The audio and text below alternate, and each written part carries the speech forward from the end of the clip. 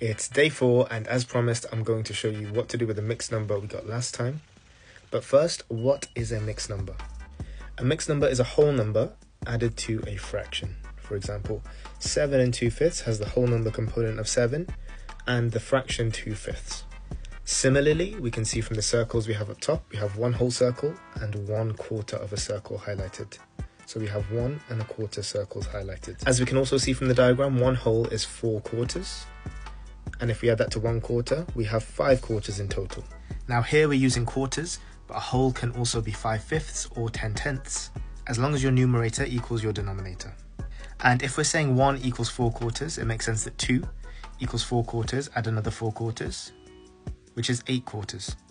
It also makes sense that 3 wholes is 3 sets of 4 quarters, which is 12 quarters. So if we wanted to convert 7 to a fraction, to go from 1 to 7, we multiply by 7.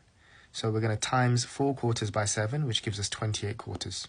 And if our mixed number was 7 1/4, we add a quarter to that, which is 29 quarters. Now this is what we call an improper fraction, where the numerator, or the number on the top, is larger than the number on the bottom, the denominator.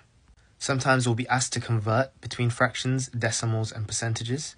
It's worth noting that percent means out of 100. So when I want to change a fraction into a percentage, I just make the denominator 100. When simplifying fractions, whatever I do to the denominator, I do to the numerator as well. So if I times 50 on the bottom, I times by 50 on the top. Now when converting to decimals, as long as the percentage is more than 10, I can just stick a 0 point in front of it. Now remember, if I have 1 whole, that's 100%, and that's just 1.0 as a decimal.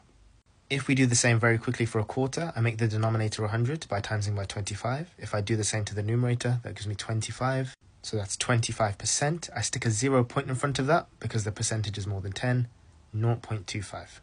Now if I have 3 quarters, that's 1/4 3 times. So if I times the 1/4 by 3, I'll times everything else by 3, 0.75 and 75%. Let's look at a special case here. If we have 1 over 20, to convert that to 1 over 100, I times by 5, which means I have 5%. Now, because this is less than 10%, I can't stick a 0 point in front of this, because 0.5 would be 50%.